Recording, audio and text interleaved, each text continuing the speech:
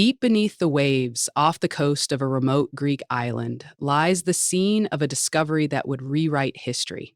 The treasure found wasn't gold or priceless jewels, but a single corroded lump of bronze. It was an object so complex, so far ahead of its time, that it just shouldn't exist. For over a century, it has sent a clear message to the modern world. We, MDV, seriously underestimated the genius of the ancient. This is the story of the Antikythera Mechanism, a 2,000-year-old puzzle that scientists are still fighting to solve.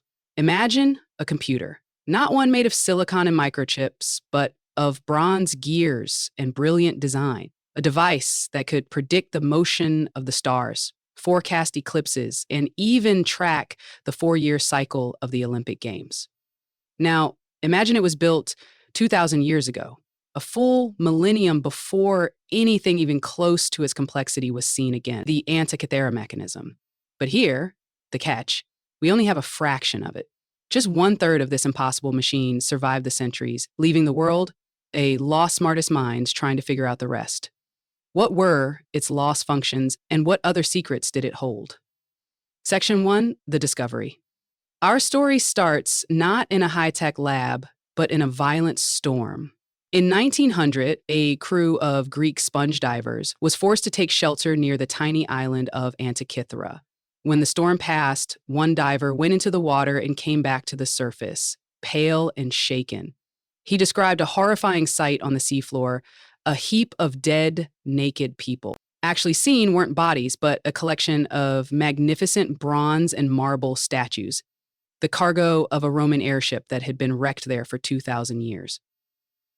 For the next year, the divers, with help from the Greek Navy, worked to salvage these ancient treasures.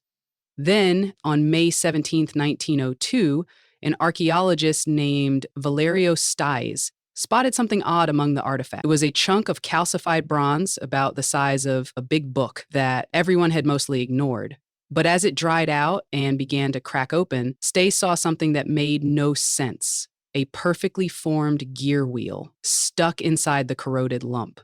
No one knew what to make of it. Back then, experts believed the ancient Greeks only had simple gears for things like water mills. The idea of tiny interlocking precision gears wasn't supposed to have come around until the great cathedral clocks of medieval Europe, over 1,000 years later.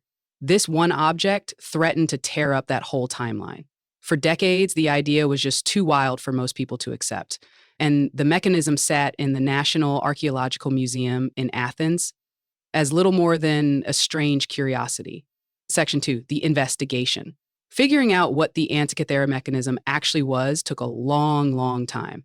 For most of the 20th century, all researchers could do was study the outside of its 82 corroded fragments. The machine was a 3D puzzle, and its inner workings were locked away by salt and time. But then, modern technology changed the game. Scientists started using advanced imaging, first with X-rays and later with custom-built CT scanners, which let them see inside the fragile bronze without destroying it. And what they found was stunning. Inside that ugly lump was an intricate system of at least 30 distinct bronze gears, all connected in a way that was incredibly advanced. This wasn't just a simple clock. It used a differential gear, which is a mind-bending concept that lets it calculate the difference between two different speeds. This was the secret to one of its most amazing functions, mapping the irregular orbit of the moon. The ancient Greeks knew that the moon speeds up and slows down as it circles the Earth. To copy this, the creator built a brilliant pin and slot system where one gear turns another through a small slot, making it speed up and slow down at just the right moments, perfectly mimicking the moon's weird path through the sky. Inscriptions found on the fragments revealed even more of its secrets. The front of the device showed the positions of the sun and the moon against the zodiac calendar.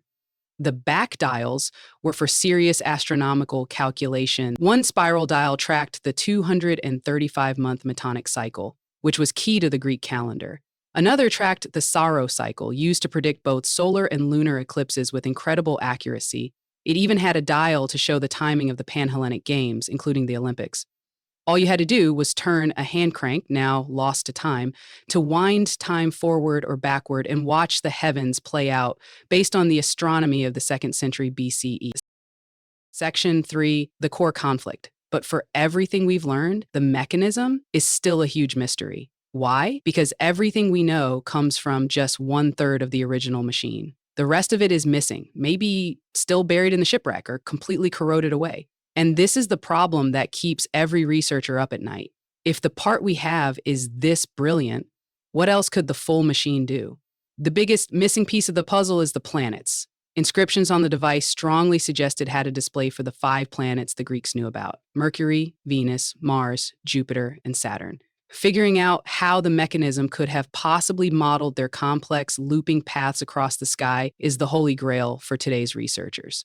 Teams like the UCL Antikythera research team have spent years building digital models, trying to design gear systems that could have done the job and still fit inside the shoebox-sized case. But this is where the debate gets really heated. Some believe the legendary mathematician Archimedes might have created a similar device, but Thera or MM's, no direct proof. And now a new and almost controversial theory has emerged from computer simulations. By modeling the way the gears would have actually worked, including the likely imperfections of being made by hand, some studies suggest the mechanism might have been incredibly jam-prone. One model found it could only be cranked forward about 4 months before the gears would grind to a halt, forcing a full reset. This has led to a radical new question. Was the Antikythera mechanism less of a scientific instrument, very sophisticated teaching tool for the elite, maybe, designed to show off principles rather than work perfectly? This is the battle raging today. Was it a flawless masterpiece of ancient engineering, or was it a brilliant but ultimately flawed attempt that looked better in theory than it worked in reality? Without the missing pieces, we might never know for sure.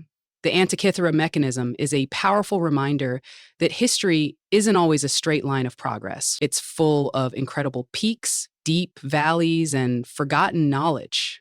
What other impossible artifacts do you think are still out there, just waiting to be found? Let us know your theories in the comments below. And if you think these stories of lost technology are as fascinating as we do, make sure to subscribe so you don't miss our next dive into the mysteries of the past.